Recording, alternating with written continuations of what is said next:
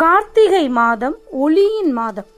அந்த நாளில் 27 விளக்குகள் ஏற்ற வேண்டும் என்கிறார்களே, அது ஏன் தெரியுமா?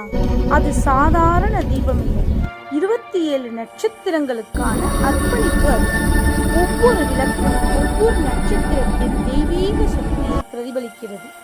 அந்த ஒளி நம் ஜன்ம நட்சத்திரத்திற்கும் கிரகங்களுக்கும் சமநிலையை தருகிறது.